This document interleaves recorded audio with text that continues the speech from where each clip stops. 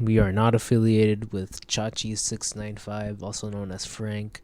We know who you are. We know what kind of man you are. We don't like you. Get out. Get out. It's hard to imagine that we'd had to get to this point. Brienne, like I said in the trailer, we really did have a lot of respect for you. I mean, we can't just say that everything we've ever done from the last year was fake. We were there. We did go everywhere with you. We did care about you. But we had to make this clear our names. Honestly, what did you expect would happen when you told us? Never mind. Part 1 was about explaining our relationship. Part 2 is telling you why we're making this. And part 3 is where we'll be defending ourselves. We'll see you all at the end of the video. Please enjoy.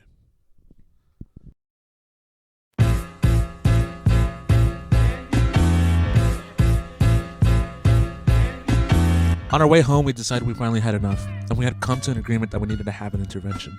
No date was given, but it had to be done this month. We had always been toying with the idea of having one, but it was very clear to us that things were in critical condition. Finally, the final week before shit hit the fan. On Wednesday night, February 5th, I get a call from Brienne. They tell me they're getting kicked out and had till the end of the month to move out. But before we go any further, I'm sure you'd like to know just how and why they got here in the first place.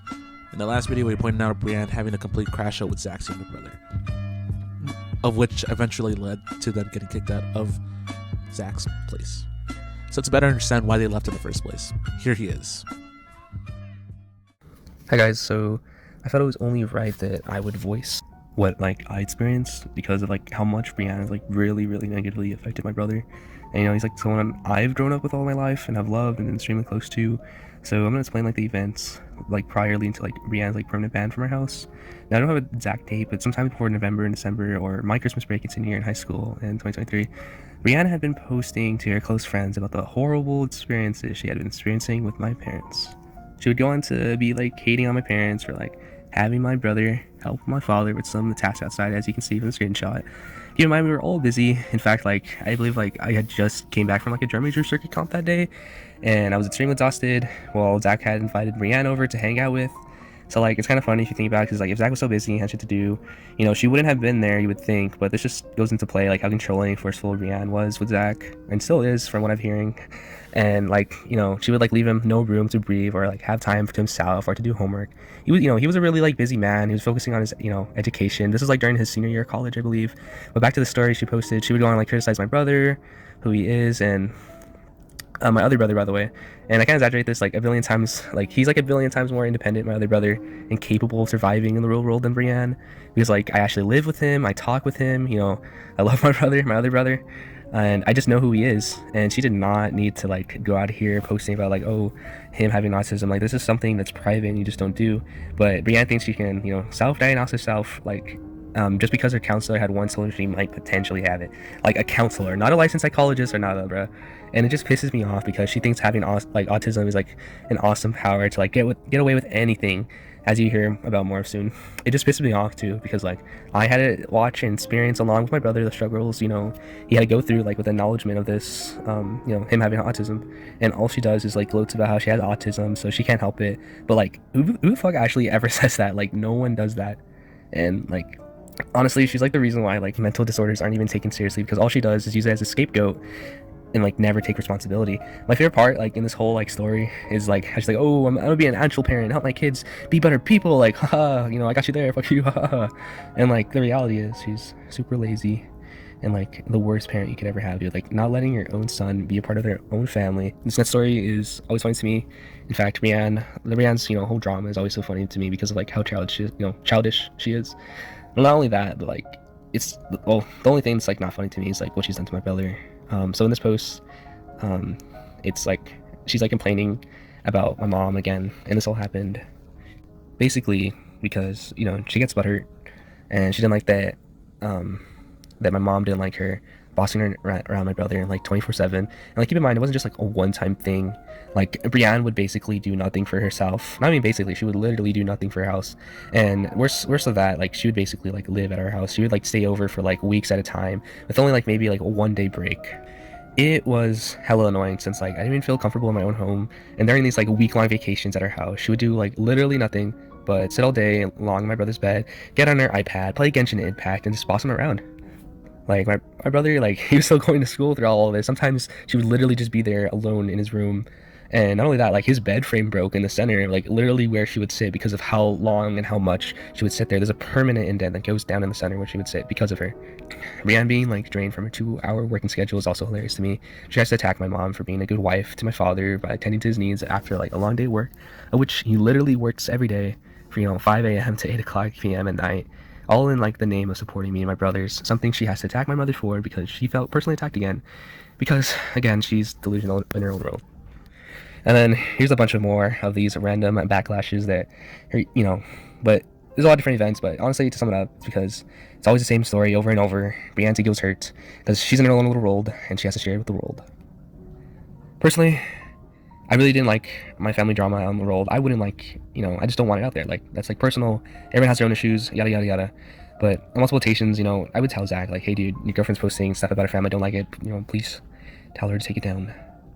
In which Brienne, would even go on to like post about Zach, where she would have the audacity to try and go see my baby, my son, Patrick, while banning me from seeing her child, her unborn child. And keep in mind, this is after the whole crash out of Brienne. The falling out with Brienne would stem from me, tired of Brienne talking shit about my family, when she has been time and time in the wrong, and has been in our house, living here, basically. And I would just simply want to keep these events private. I ended up ignoring Brienne this specific night when this happened. When she said hi to me, passing by the living room, I would hear Brienne and Zach talking, Brienne crying, well, Zachary telling her like, "Oh, Jared's just being a bitch." And honestly, that was like the final straw, dude. Like, that would make me so upset. Like, and I would go in there, like, tell them like how immature and how much like of an immature child she's like honestly being. Like, I was 17 at the time and she was 19, and I'd be like, like, I can't believe like you would be telling her this. Like, I can't believe she has to hear something like this to like soothe her crying, because like it's just like it's just insane, honestly. And I would like express how upset I was with her stories, leading her to like continue crying even more. And then Zachary taking me outside to explain how, well, Brienne's only crying because she was pregnant, where they would not only force me to not tell my parents, right? Well, Brienne now, she would even use her being pregnant as an scapegoat to why she's been so emotional, and how she's been acting, only because she was pregnant. And I hope this sounds familiar, because like it's all Brienne does. She blames anything but her own actions, never taking responsibility. This crash out with me, by me, will cause Brienne to text me in the restroom instead of talking to me, which I was literally like less than 5 feet away from. But instead of talking to me like a normal person, she goes to the restroom to come up with a comeback, explain to me that I have to understand that she has autism and she's pregnant, and then she's going through it, like. And then she tells me to act like I'm 17. You're not a kid, you're 17, which legally I'm still a minor. I'm still a kid, dude. Well, she's 19 over here pregnant. Like, seriously, like you're a fucking adult and you just can't fathom that having unprotected sex will get you pregnant? Like, where's the common sense, dude? Where is it? And I had talked to them, like a civil person, until like I just couldn't handle their bullshit. Like, any normal person would be obviously upset, but I was in the wrong because I was upset. Her, quote unquote private story has like every soul in the sea in it, because like, she thinks everyone is a close friend without actually talking to people. We would then go outside the rumpus room because of me being insistent that we talk in person. But again, instead of taking responsibility, she tells me that I need to understand that she's pregnant and it's okay for her to be talking shit about me, my brothers, my parents, everything about my house, my livelihood, because she's pregnant. I need to understand. I, naive as I was, and also caring for my brother, as this would be affecting him the most out of anyone, I would go on to not say a word about this incident to my parents or what she has been posting. Every day, I would hint to my parents that Zachary knocked up Brienne. The deal being that as long as Brienne didn't post talking shit about my parents, I wouldn't tell my parents about them being pregnant. Until she went off again, because she gets her little ego hurt again and tells the world her issues. Well, she talked to my family, in which I threatened that I'm going to tell my parents, in which, finally, my brother spills the beans. And I show them every message of her talking shit on her story. And no, this is not stitching. This is doing what is right for your family, guys. And obviously my parents were horrified by the fact by, one, she was pregnant, but also by how crazy it is that she could be posting all these things and, living in her house, taking showers, using our water, using our electricity to play her games, bothering my brother while he's finishing up his last year of college, not giving him any space to breathe, leading my parents to finally ban her, after being so lenient with him and her, from ever entering our house. After all she's done is talk shit about my family without even talking to Stu at all, and trying to see my cats and also her trying to see my cats after the fact because her ego was hurt, and she was trying to get back at us.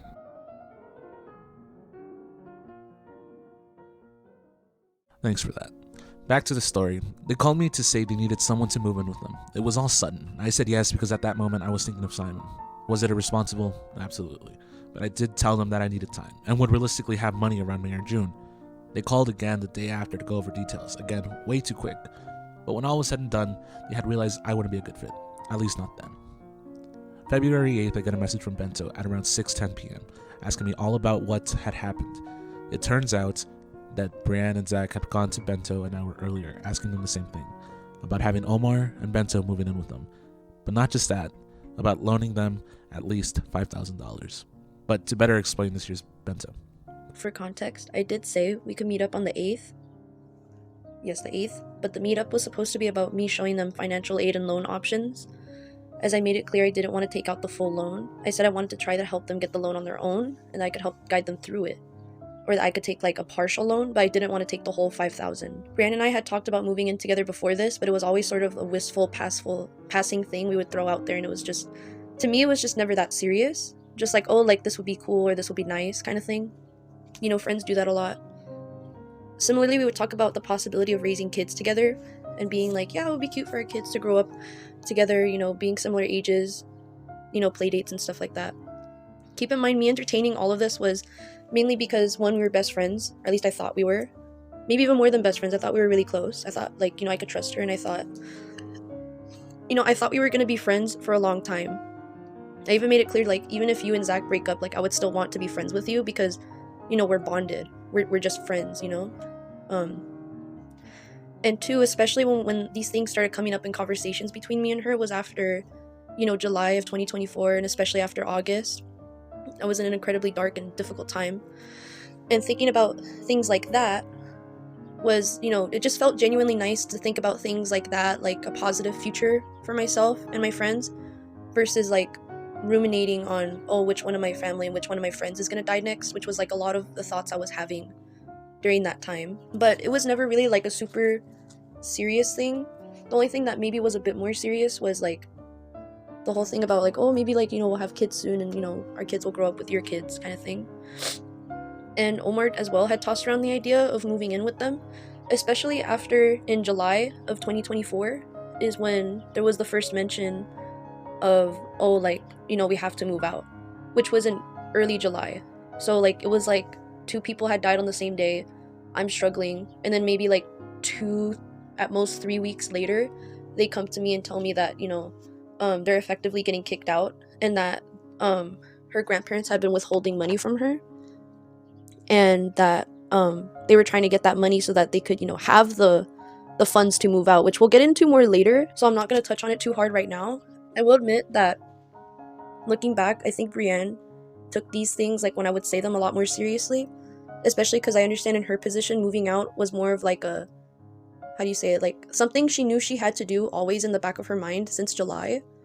Whereas like for me, moving out is more of like a, oh, it would be fun or whatever one day, like kind of just like a wishful, like, how do you say it, like I guess just like something I would think about, something I still think about, but you know, realistically, like, you know, I'll get into it, but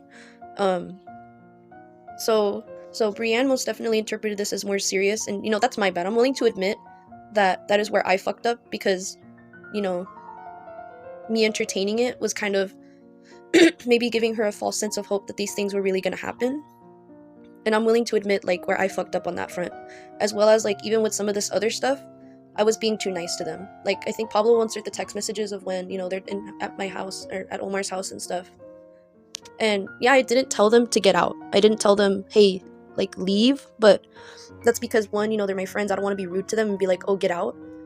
And two, I had never even said that I was ready to go or anything, because usually like if they're gonna pick me up, they're always like, oh, like let us know when you're ready, or I'll be like, okay, I'll probably be ready by this time, but I'll still let you know. But I hadn't let her know that I was ready or anything, and I told her like, okay, I have to talk to Omar first.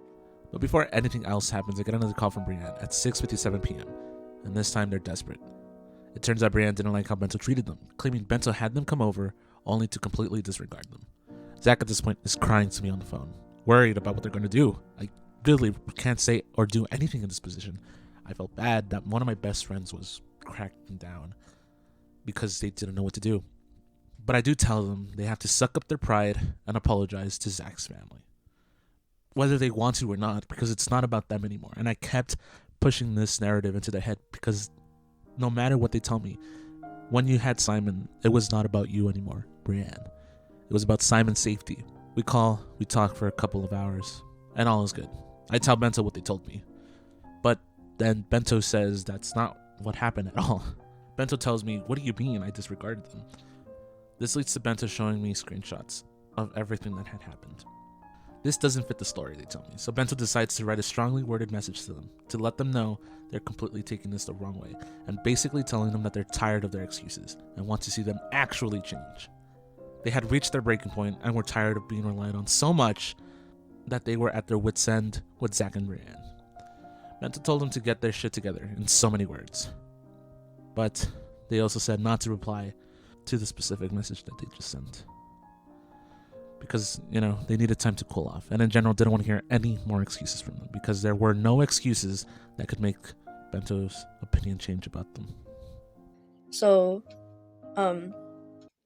that being said, I'm going to now take a moment to read what I had sent them on the morning of February 9th. So February 8th is when they show up at Omar's house unannounced, demanding that me and him go outside and talking to me like I'm stupid and like I don't know certain things, which about taxes I don't know, and I admitted that to her, which is why I was talking to Omar about it, because one thing you guys have to know about Omar is he actually does know how to do taxes. He took a bunch of classes on it.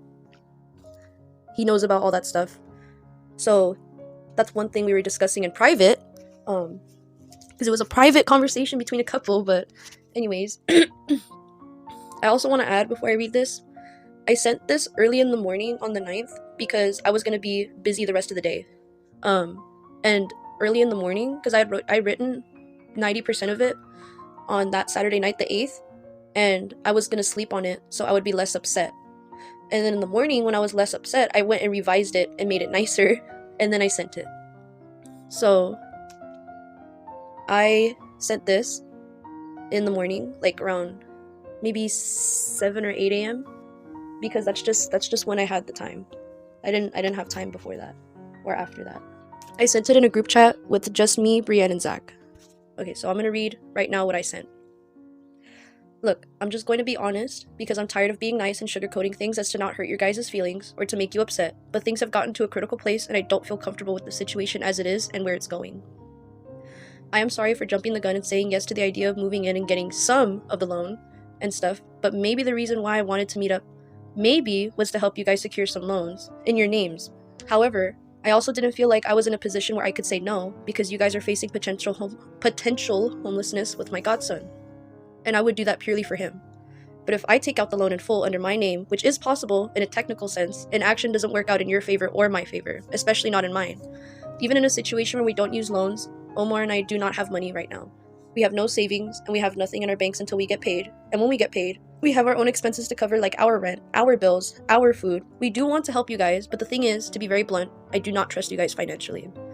My thing is, I wanted to bring up in the car, but couldn't because I was talking to Omar about this, and we did actually spend hours, like I said, going over all our legal documents and stuff. We would technically barely have enough to only help you guys, but then we would have no money for ourselves just for basic needs like food, my allergy medicine, rent, bills. But that's with our current total income and our income tax money. Just yesterday, I found out at work they're thinking of cutting everyone's hours to 3 to 4 days a week, meaning everybody would get less than 20 hours. Well, that's not... I will add that it wouldn't be everybody, but anyways. Which, as it is, I barely get 20 because they've been letting me go home early, which is true. They aren't getting customers like we usually would, so they just can't afford all of us there. As fucked up as that is, that's life. When I initially said yes, I didn't know what that was going to happen. Plus, I want to get a car, and as selfish as it is for my own sanity, I want to maintain my lifestyle of being able to go out with Omar and my friends, and Omar's extra money also goes to that or covering bills for his family. Despite what you may think of that, whether it makes you upset or not, that's just how it is, and I'm not going to get in between him and his family's business and put our relationship in jeopardy just for the sake of helping you guys. Which I want to add, this has been a point of contention before, where I tell Brienne, or Zach too, there's been times where he judges me for this, where they'll tell me like, oh, this seems wrong, or I don't like that his family does this, or, I don't like that he does that for his family, and I just tell them, look, I'm not going to get in between it, because it's not I'm just not, it's not my place. Whatever he decides, I'm not gonna get in between it. Like, maybe if he wants, I'll offer solutions. But otherwise, if I'm not asked directly by him or his family, I'm not gonna get in between it, because it's just not, like, I consider them my family, but there is kind of like that boundary that I put where it's like, I'm not gonna like go and like overstep and get involved in things that maybe I don't even know the full context of, because there's like certain private things that, not just in his family, in my family too, there's things like about my family his family doesn't know, and things that I keep to myself privately that I don't like air out with them. So I'm assuming, maybe there's things that I don't fully know about, and it's like I don't want to just assume and then start saying shit. I wanted to add that at this time I did not have savings, because I had given all my savings to Omar's family, which is something I'll touch on later. And after that, I bought my sister's quinceañera dress, which was $2,000.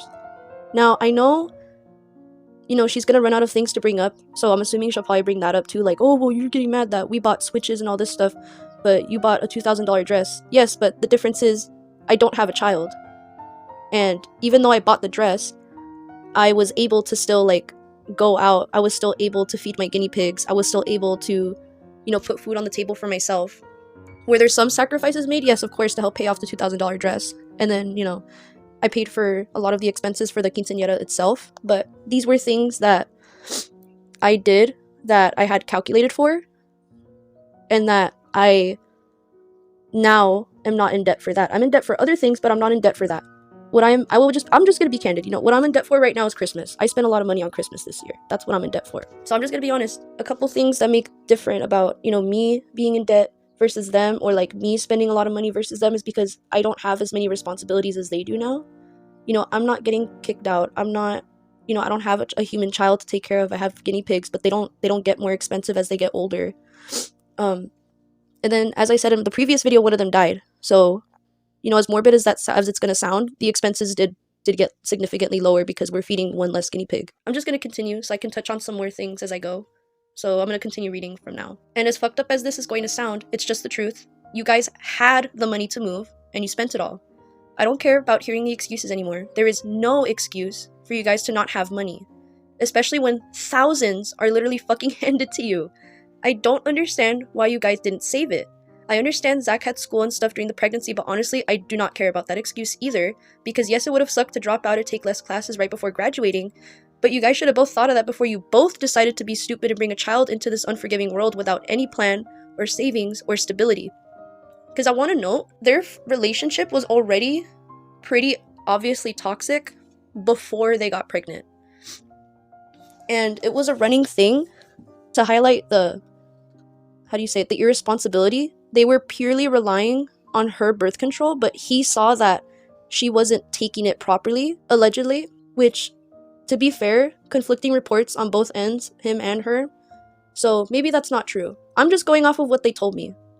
That's all. Like, I wasn't there when they decided, well, I was there when they decided to fucking have Simon, but I wasn't there for a lot of their, I wasn't in the room. I don't know if he whipped out a condom. He told me he didn't. She told me he didn't.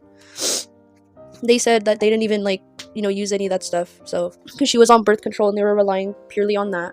Anyways, let me see where I left off. And I know you're gonna have an excuse about expenses and stuff, but time and time again we'll go out and you guys buy shit you don't need, or extra food and dessert when you guys can't afford it, even after Simon being born. Like, even recently you guys got each other new consoles when your nana and papa told you to move since July. Which, this is one thing, the consoles, I'm gonna add context, they were each other's Valentine's gifts. So Brienne had basically begged Zach, and I know it was begging because I was there, I saw it firsthand, my little sister too, but she's at school, so she can't corroborate, but, if she was here, she would be saying the same thing, because she was there, that Brienne had begged Zach to buy her this, Japanese Switch, and to be fair, it was only, 100 something, and then, because he bought her the Switch for Valentine's Day, she bought him a Game Boy Advance, which, I don't know how much those cost, I don't care. And I know they're probably going to point out, oh, you're a hypocrite because you have old consoles. But I will point out, yes, I have 2 DSs. Do I need them? No. But also, key thing to note about my 2 DSs before, it becomes a whole nitpick issue. One is the one I kept from childhood. The other one was given to me by my coworker, shout out to her, Erica, who When I left my last job, before the one I have now, she gave it to me as a gift because she doesn't use it. And at that time, I was still using my DS. So, she gave me hers as well. And that's why I have two. I did not buy them. Saved one. Other one was given to me in the hopes that, you know, it would be in a more proper home with somebody who uses it. So, there's that. And that's another thing, is I feel extremely pressured by you guys. And I know the situation is urgent, but I specifically remember you guys telling me they've been wanting you guys to move since July. So the fact that they're kicking you out now, this was written February 8th. So they found out early July they had to move. Sometime in early February, before the 5th, is when they find out that, you know, they have until the end of the month to get the fuck out, basically. So the fact that they're kicking you out now is not a surprise to me, given that they gave you guys 7 months. And in that 7 months, I understand for most of it, Brienne was postpartum and dealing with postpartum depression, and you guys were taking care of a newborn. I also want to note, and this is something we highlighted in the last video, but she would be like, oh, I'm postpartum, I can't do anything. But literally, like, 4.5, maybe 5 weeks after Simon was born, we were already, like, back to hanging out on Sundays. But you don't have energy to do other things, like to go get a job or to go, like, I know all mothers are different, and she did have complications when she gave birth, but also, like, almost every other mother, even mothers who didn't go back to work right away, because I don't have kids, so I spoke to, the people in my life who do have kids to kind of get a better understanding, and they all told me it's like, yeah, after, like, a month or, like, 2 months, however long, like, that's generally the time frame I was given, anywhere between 4 to 8 weeks, is when, on average, the women that I was personally speaking to, whether it was in my family or other friends I have that have children, that, they were ready to go back to work and stuff, or, that's just when they felt, like, kind of more regulated. And I also want to highlight that one of my friends actively moved while she was 8 months pregnant. So there's also that. But you guys still should have been looking for a place, because this was always coming, whether you wanted to think about it or not. Which, to be fair, they were looking for places until, like, December is when I stopped hearing about them looking for places. Because after Simon was born, after he was like 2 or 3 weeks old, they went to go look at apartments, and we watched him, me and Omar watched him here at his family's house where we live. And then there was other occasions that they were looking at apartments, but we'll get into that because that's a whole other shitstorm with them. You guys both know how the grandparents are, and you really thought they were just going to let you guys stay when they already made it clear they wanted you gone. Which, this is a point that will come back later about something she tries to throw in my face to make me look bad, but it's something that she's actively doing. Anyways, I just don't understand. And frankly, I don't want to hear the excuses. I'm really fucking tired of the excuses. Omar and I do want to help you guys, but you guys honestly also really need to get your shit together. Because what do you mean you have no money and just expect Omar and I to pick up and go live with you guys on a whim when we don't have our shit together either? Because Omar and I are both still in debt, and we don't even have a car. We don't want to have to depend on Zach to give us rides, because this was something in the text when she was trying to convince me, while she's actively outside of the house with Zach and the baby in the car. Well, it's his car, but, according to Brienne, she drives everywhere, and, she's so gracious. She was like, well, Zach could give you guys rides, because the apartment complex that she wanted us all to move into was in Downey, whereas me and Omar, I work in Monterey Park, he works in Pico Rivera, so it's like, logistically, that would be kind of stupid. And then Zach works in Montebello, and her solution was, oh, Zach said he'll just give you guys rides, but it's like, that doesn't work though, like, and we don't, like, anyways, obviously, to any reasonable listener, that's ridiculous. So we just didn't want to mooch off of Zach. God forbid, we don't want to mooch. Anyways, but also, what do you mean you don't have money to move, but you have money to buy a Switch and a Game Boy Advance, and a day after you guys asked me to take out a massive loan, I see you eating at my work? What kind of shit is that? And then you show up at Omar's house to talk when I told you I was still talking to him about it. Because I had told them, you can see in the text, I told them, hold up. And then, whatever you think about our relationship, we're still figuring out life ourselves. And I think you guys have this perception that we just have our shit together all the time, and we have these endless resources. We don't. I just don't make a move without him, and he won't either unless I'm okay with it. In the past, we've both done things behind our backs, and we struggle with communication from time to time. But like I said, we're still figuring things out because we're young. We're not older and any more established than you guys. The difference is we don't have a baby, and our guinea pigs aren't as expensive, and they don't get more expensive as time goes on like babies do.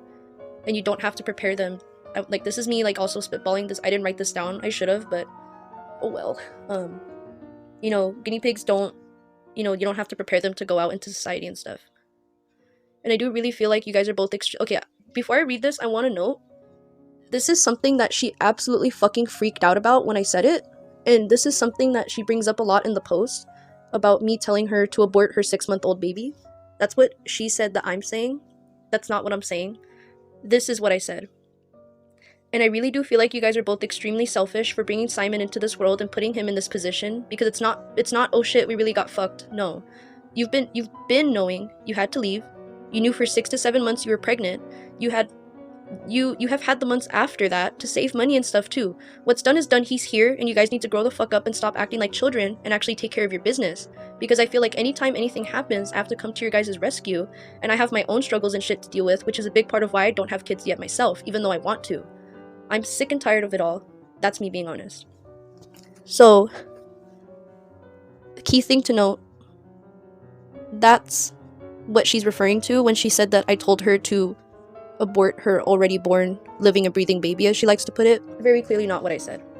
Complete mischaracterization. Complete whatever you want to call it. I literally say what's done is done.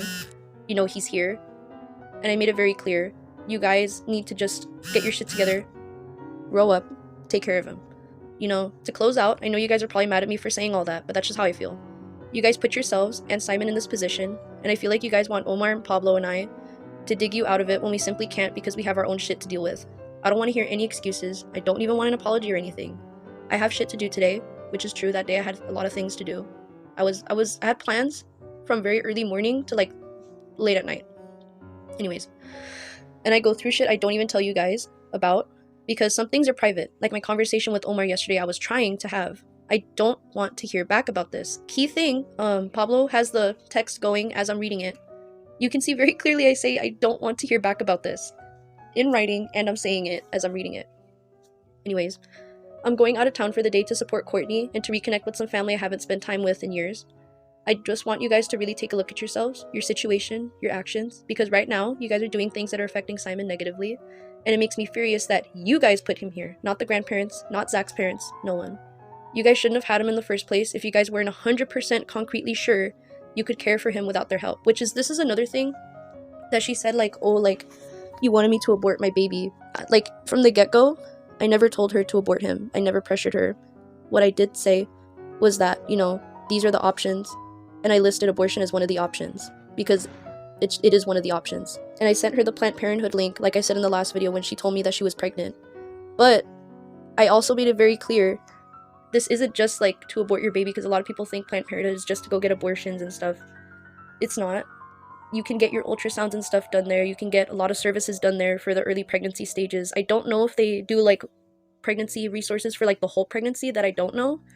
But I told her, like, at least to start out, you know, before you get like situated with a pediatrician and a gynecologist or whatever, OBGYN, you know, this will be like a good place to start.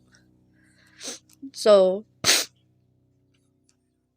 like, I was just being honest, like, you guys shouldn't have had him, and I should have noted, like, you guys also shouldn't have kept him, like, you know, taking him home from the hospital and stuff, if you guys weren't sure you could provide a life for him, because, you know, at this point, they are not providing a life for that child. One thing I want to, like, note. But anyways, I'm gonna keep reading. If you text me today, I will not respond, and I will not be watching Simon tomorrow. Okay, because for context, we had originally planned for me to watch Simon on Monday the 10th, so they could go on their Valentine's Day date.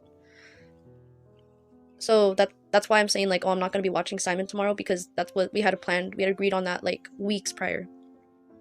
You guys shouldn't be buying each other consoles and other random shit and going out to eat and going on dates when you are and have been being kicked out.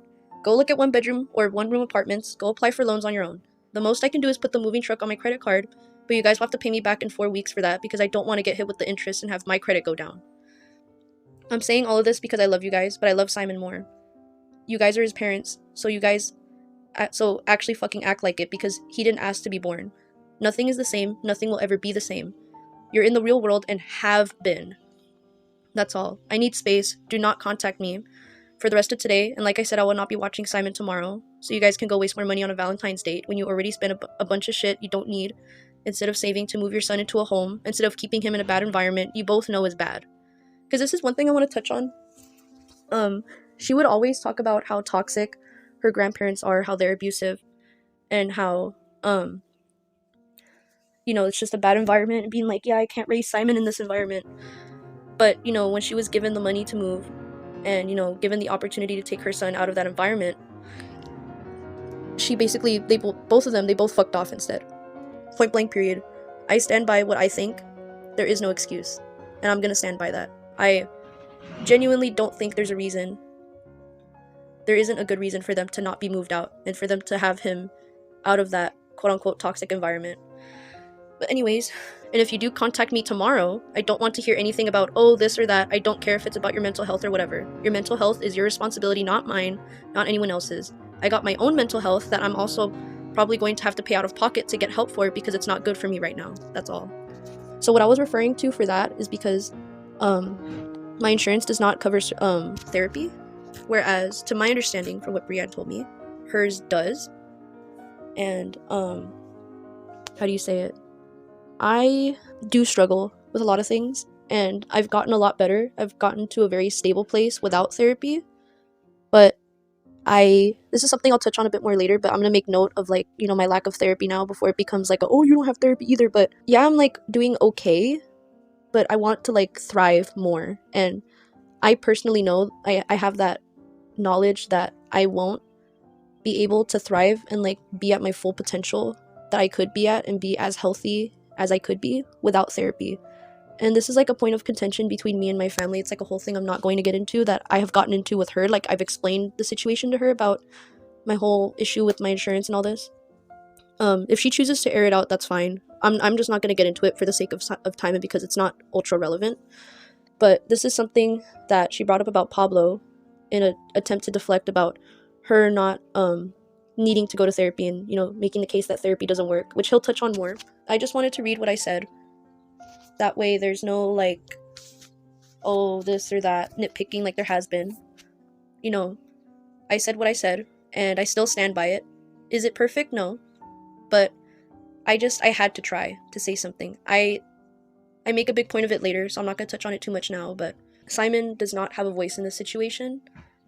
I simply, as his godmother, felt like in that moment I had to try to advocate for him, because he's here. He didn't ask to be born. He didn't ask to be thrown into like possible homelessness and thrown into poverty. So I just wanted to voice my concerns and try to get them to see the error in their ways, I guess, in so many words. Originally, I was going to wait to say anything at all until the intervention, but after the whole thing on the 8th, with them showing up at Omar's house, not refusing to leave, and then they call Pablo and completely misrepresent the situation to him, it made me upset, because I felt betrayed. I was like, dude, I'm trying to figure out ways to help you, because even when I was texting Pablo, I was still going over paperwork with, how do you say it? It's all just very frustrating, you see. One thing I've learned in this whole situation is there is a time to get mean. And I did get mean, but we'll get more into that.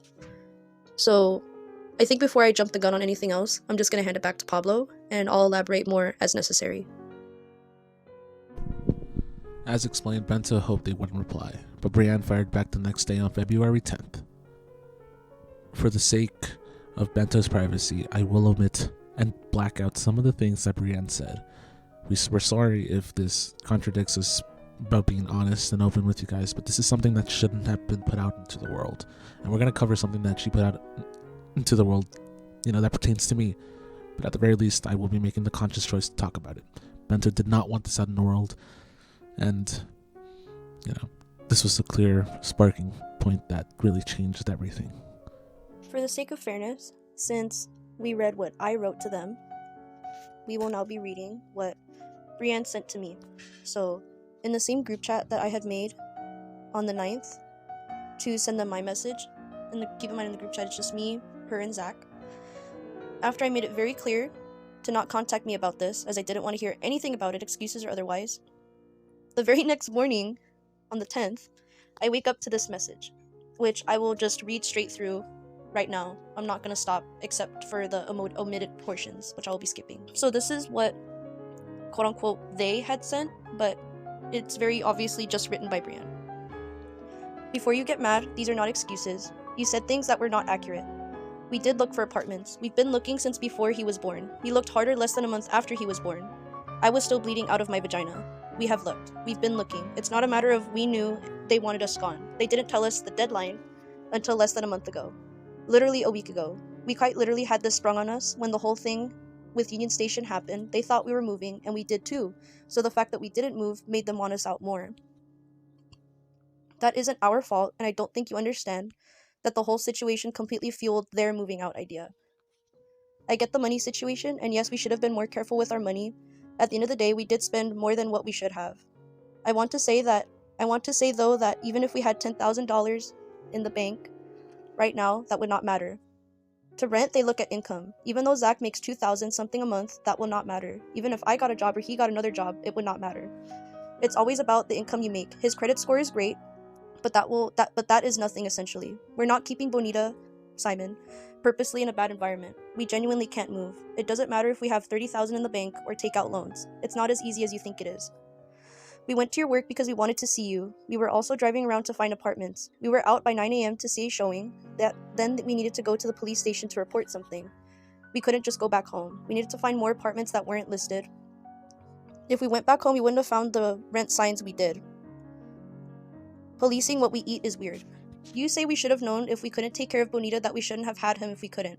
Back in January, I seriously thought about having an abortion. I even made the appointment. The 3 reasons I didn't was because 1, Zach was graduating, and he said he could get a better job. You even said that yourself. 2, I was going to be able to get on programs like WIC and welfare. 3, I love my baby. Zach and I ran the numbers, and we did think we could take care of Simon. What didn't work out was his job. That isn't Zach's fault, so don't blame him for that.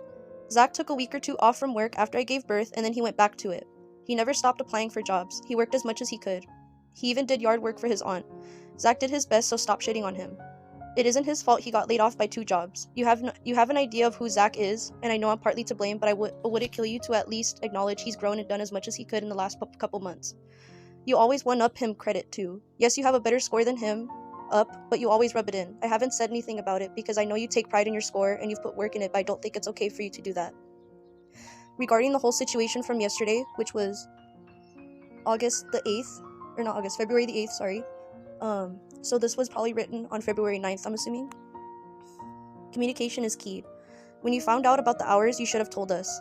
Leading us on like that isn't okay. I know you said you felt like you couldn't say no because you wanted to help us, but if you genuinely couldn't help, you shouldn't have said that.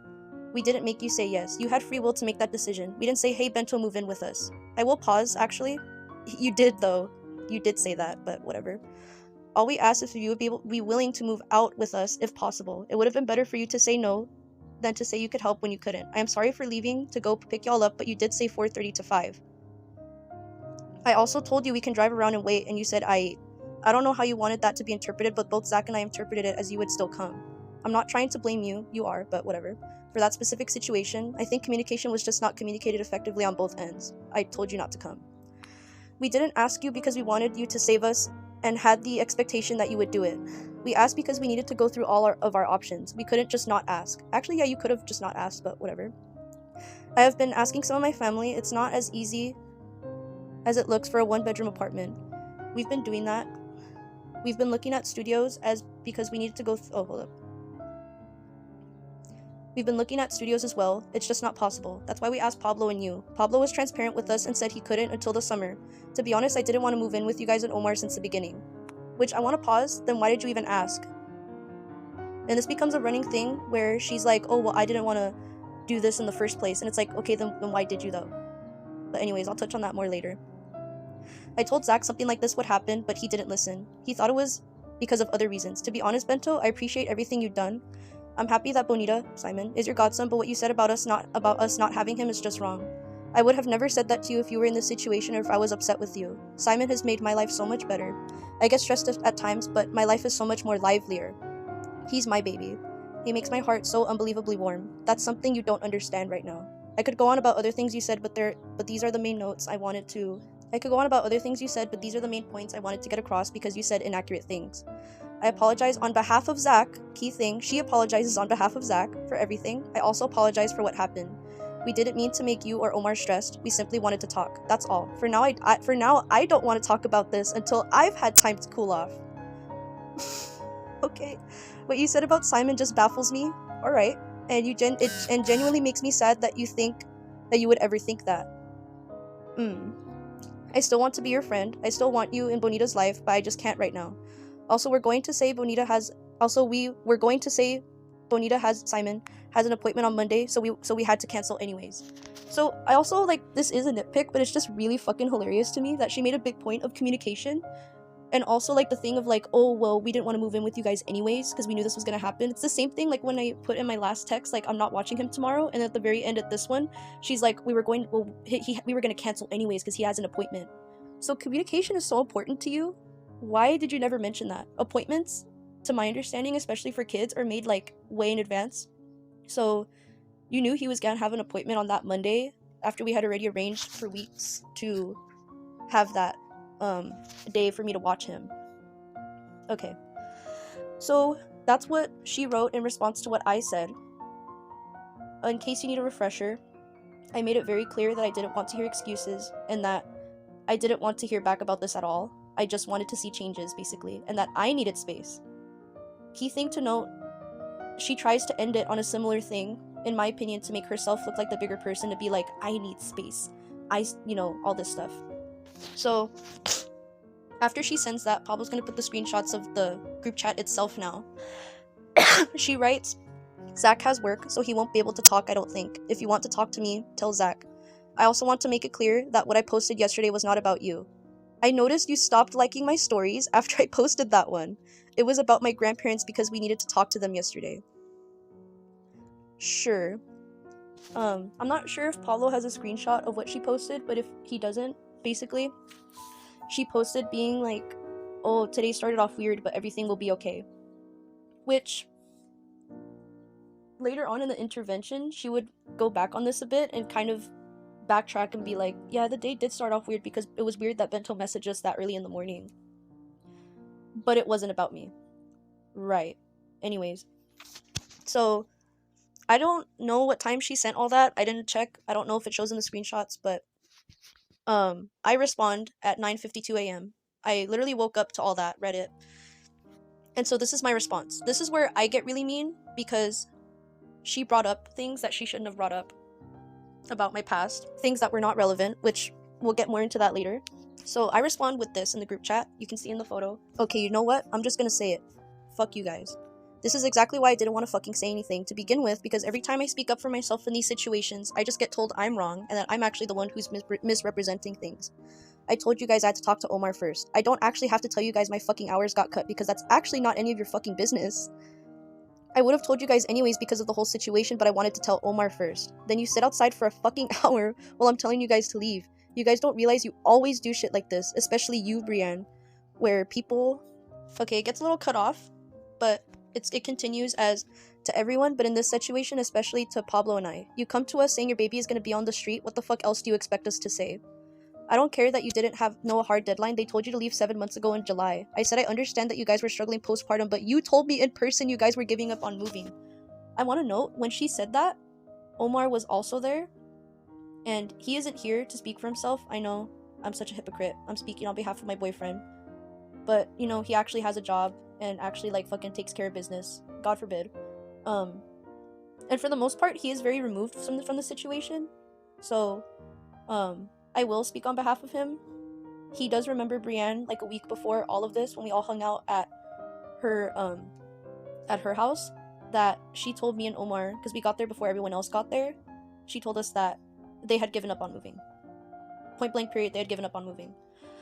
So that's why I said that, because it made me upset, but we were about to have a hangout, and I was like, okay, we're gonna have the intervention soon anyways, so I'll just wait to bring it up at the intervention. So, I told Zach in private when you guys got pregnant that I didn't feel like this was a good idea, a good situation to begin with. I told you more positive things because I didn't want to stress out a pregnant woman. But I did tell him that he needed to find a better job, and soon. Like, even if it was a minimum wage job, because that baby is coming quick. I don't care about the excuses. You guys don't fucking do things you should, and you have a kid. I do understand making hard decisions. And then that's omitted. So that's all I'm gonna say. You guys just had a baby and threw him into a mess. Find different godparents for him. I'm done. Omar is done too. I'm tired of dealing with all this shit. You're on your own. So I say that, and then I block them. But right before that, Brienne sends this response, being like, first off, cool it. Okay, I get you're mad, but that's no reason to say fuck you. Keep in mind, she brought up some shit she shouldn't have, that she knows better than to. I didn't say fuck you or anything like that. I didn't pressure you. You felt pressured. You putting that on yourself. Okay. Maybe Pablo can insert the screenshots here again as a refresher. Because very clearly, I'm not being pressured. I'm pressuring myself. Okay. All we did is ask questions. It's not our responsibility to tiptoe around you like that. Pablo was transparent and he wasn't pressured. We actually talked with him. We didn't with you. That's one of the reasons why you felt pressured. Completely gaslighting, as you can see. You're getting very defensive over something that could have been solved with communication. I tried to be understanding, but you just blew up. At no point did you say please leave. You keep alluding to the fact that things would take a while with you to talk to Omar. You never said go home outright, but dude, you acknowledged that I was telling you it was gonna take a while for me to talk to him, and you were like, well, we didn't go home because you didn't tell us to. Dude, I shouldn't have to fucking tell you to get the fuck out of, like, to get the fuck away from my house. Also, like, God forbid I didn't want to tell you outright to get the fuck out because you guys are my friends and I don't want to fucking be mean to you. So, anyways, I just wanted to read all that. That was what she sent me, and that was my response to what she sent. So it was at this point that I did choose to cut off Brienne and Zach completely. As you can see in the screenshots, he's looking in the chat. And I was just like, okay, because she's saying, like, you have an idea of Zach. Keep in mind, I have known Zach since the 5th grade is when I first met Zach. And we became friends over the course of, like, many years after that, leading up to high school. So to say I only have an idea, like some Patrick Bateman type shit, there is an idea of a Zachary Carrillo. Like, get the fuck out of here with that shit. You have an idea of Zach and it's my fault for that. Like, dude, fucking, I've been knowing about Zach and his fucking stupid behavior. You think, like, he just started being like this when he got with you? He's always made fucking poor decisions. I cut him off temporarily, like I said in the last video before this in 2022, when you guys started fucking mingling. I cut him off because he did some dumb shit. Like, I temporarily cut him off. I wasn't talking to him. So this whole, like, oh, you have an idea of who he is. I've always known who the fuck he is. We all do. That's part of why we tried so hard to help him and like to give him advice, because he's an incredibly misguided person, and we know that. But you know, I can keep going until I'm blue in the face. I'm just gonna let Pablo show the recap of events so far. So I'm gonna give it back to Pablo. Thank you, Bento. And, you know, just so we're clear, here is the timeline of events. This is what I've been showing you throughout this entire part. From February 1st to February 10th. Alright. So later that day, Bento responded a final time, as they said. They no longer entertained their bullshit and cut them off completely. Seeing this happen, Robert, Matthew, and I decided to finally go and confront them. And later that day at around 6:30, we all talked for 2.5 hours. Which, you know, maybe might be less, might be more. I don't remember. Here are the screenshots to prove when we went there. This is a phone call that I had with Bento, because I had Bento on mute, or they had us on mute, so Bento could hear everything that's going on. And from that call to where it ended, we were still there for like at least another hour. So it was definitely longer. During this talk, we explained that we were for the most part done with their bullshit, and that Zach needed to stop bitching and get off his ass and do the right thing for he and Simon. And for the most part, he took it well. But Brienne, on the other hand, not at all responsive. Every time we had to talk about a specific point, she would without a doubt deflect, always saying it was not her fault, defending her negligent actions, her abusive tendencies, and bringing up something I told them while I was very much intoxicated, in an effort to deflect, just like she did just hours earlier to Bento in private. It didn't hit me until later, when I realized just how low she was willing to go. It was at this point that I texted Zach to let him know I want nothing to do with her, and that whatever he chooses I will respect. I didn't leave him with an ultimatum because at the end of the day, his choice is his own. On February 11th, Bento and I had completely blocked both Brienne and Zach, but Matthew and Robert were both still following each other, both Brienne and Zach, and the other way around. She puts this on her story at around 1 p.m. Now, for the most part, if you didn't know the context, I mean, what would she be talking about? But since we knew what we did yesterday, it was obviously about us. And whether she was talking about us or not, an aggravated response to what just happened for the last 2 days with them. Bento responds with this through a story that, for the most part, she should not be able to see. Because, again, she's blocked on any account that we thought she had. Bento posts this to just really poke fun at the whole situation. But it was never meant to incite anything because, first of all, she wasn't going to be able to see it. And again, Brienne, here you go. This is the screenshot. If you really want to be that petty. And I see in a later video, in part 3, you have that screenshot from when you were lurking. Now, this is hypocritical for a couple of reasons, but we'll touch on that in part 3. But do you notice something about these screenshots? This one specifically. After Bento posted this, Brienne responded, "But how? You see that image? That's on her main account." As far as Bento and Omar know, Brienne had deactivated this account, meaning that she activated the account again just to lurk on us. Again, hypocritical, but we'll get there. Anyway, after this, it was nothing from us. From the 11th all the way to the 21st. Save for Bento's occasional posting Kendrick Lamar Super Bowl meme. We thought it was over. She finally removed Robert and Matthew as followers, even Robert's girlfriend Jennifer. For the most part, we're completely detached from her, and we thought this was it. But oh, you sweet summer child. To interrupt very quickly, I did want to note here that on February 20th, I attended a concert for my favorite band, Hippocampus, with my boyfriend. I was photographed by someone on their team, ended up being posted on their social media. The reason being because I made a really cool cardigan that was inspired by their most recent album, which is also what the tour was promoting, which will be pictured here. I didn't see that they posted me until the next morning, being the 21st. And since this is my favorite band in the whole world and they just posted me, I obviously got extremely excited. And I took a screenshot and reposted their post of me, shown here. And then very shortly afterwards is when I received news from one of my friends that Brienne posted her first post about me that morning, seemingly right after. Right after I posted that I got posted by Hippocampus. Maybe this is just a coincidence, I don't know. But I find it to be very convenient timing.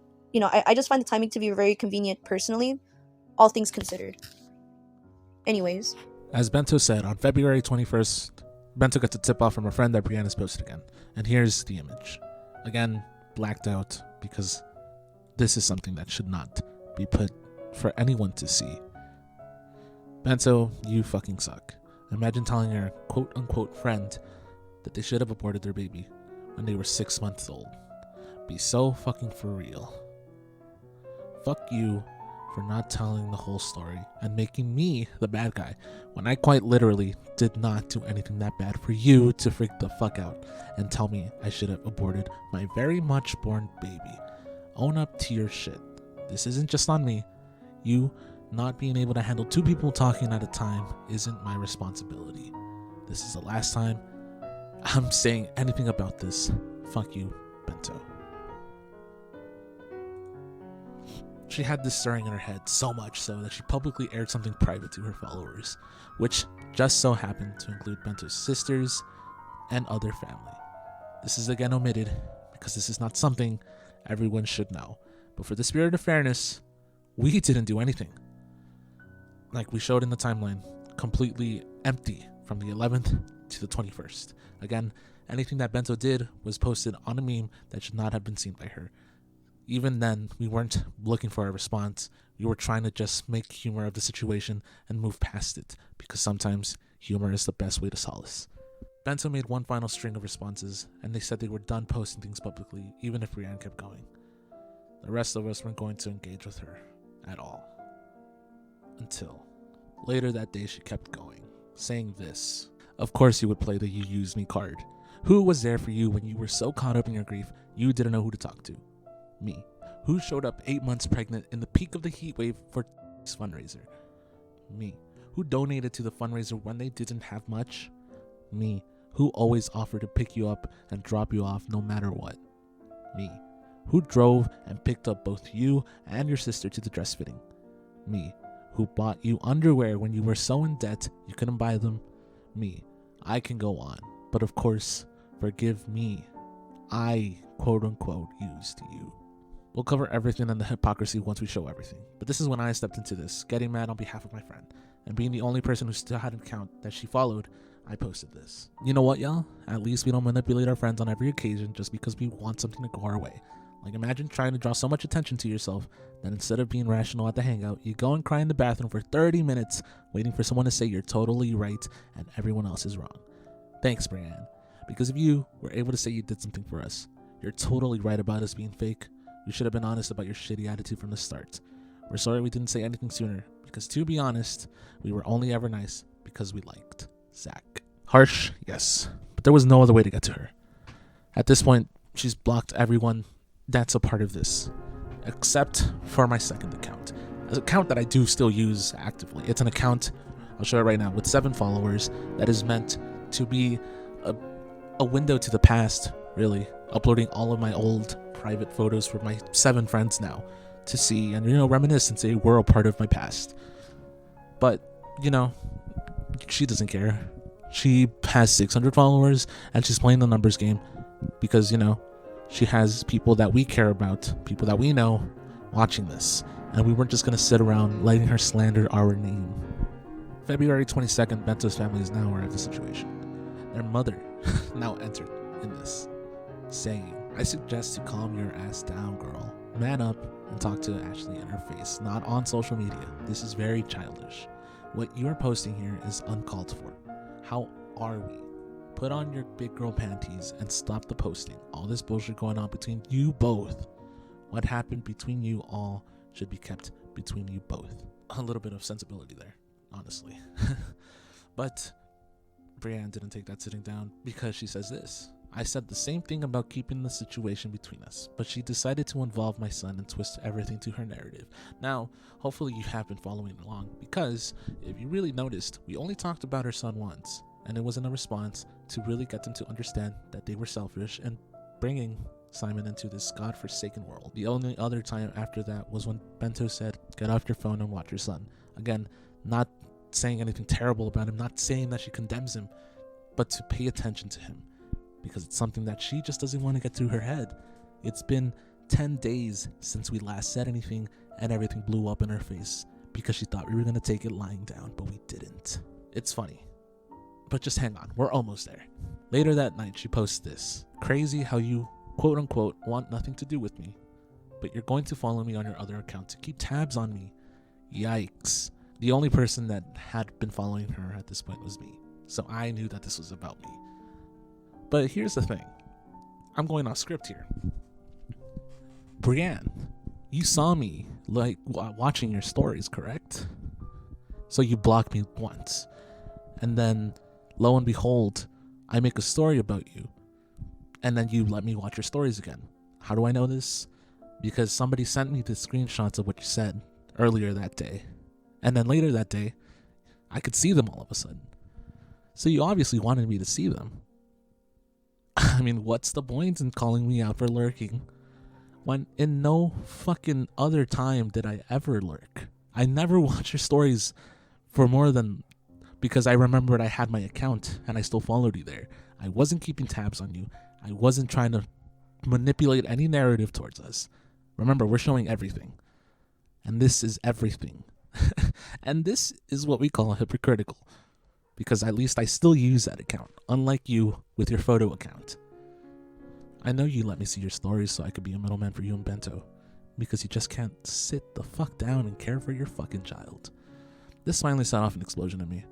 The entire time I joked with Bento about making a video, but she kept talking, and so I had to.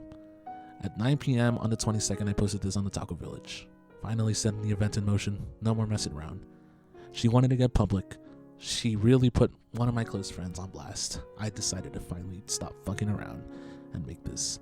But during the time we started writing the script on the 22nd, on the 23rd, the day after, she completely crashed out.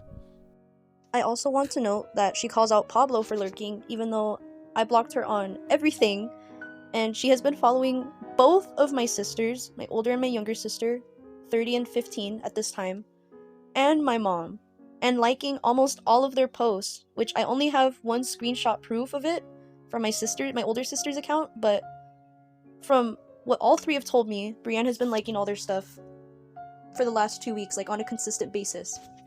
And according to all three of them, this is something she never did before. I made it very clear from the very start of this whole situation, from me sending my long message to not contact me, because I was at the end of my fuse with them and I didn't want to hear any excuses. Then when she reached out to me again on her photos account that I forgot about, that Omar had reminded me that she deactivated months ago, I told her to get out of my life, and I ceased posting about her because I was done, other than of course the occasional Kendrick Lamar versus Drake parallels to this situation, because I thought it was really funny and really ironic that the parallels were kind of insane. And you know, since the Super Bowl had just happened, you know, all the memes were out, so I was posting about those mostly. Anyways, it's very funny that it's wrong for Pablo to lurk on you, to see you speaking ill about us, but it was okay for you to lurk on my family for 2 whole weeks after I already told you to get out of my life and to get off your phone and go take care of your son. And you still follow my older sister. She can still see your things. You barely blocked my mom yesterday, and you didn't even block Courtney. You just unfollowed her, so you can't see her posts anymore. Which, keep in mind, she unfollowed Courtney after Courtney reposted a post that I posted about her because she got first place in color guard. But anyways, if I can get that, I'll send it and it can be inserted here. I also like that you told me to get my shit together when you're the one who doesn't have a job or any savings and now no friends. I have my guinea pigs to take care of and they are taken care of. You said in your post you pick me up and stuff. Last I checked, you said you can't drive because you're disabled. Not that you even know how to anyways. So how would you possibly pick me up? It's almost like it was Zach's car. I also made it clear I did not absolutely need the ride. I was asking the chat if anyone could. If not, then I would take the bus or something. Which later on I did the following week because I couldn't get a ride by anyone.